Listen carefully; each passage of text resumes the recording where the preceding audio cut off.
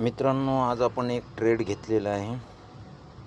काल तर बघितलं तुम्ही की चांगला लॉस. आपण ह्या कॅन्डलवरती इथं ट्रेड घेतलेला आहे. मार्केटचा सेंटिमेंट डाऊन साईड आहे, असा आपला एक व्ह्यू आहे. आणि PCR डेटा पण सिग्नल तसाच देतो आहे. त्या हिशोबानं आपण घेतलेलं आहे. एक छोटा ट्रेड घेतलेला आहे. हे प्रॉफिट लॉस चालू आहे इकडं. बघू, लगातार 2 दिवस आपले 4 लॉस झालेले आहेत. आज पण काय होते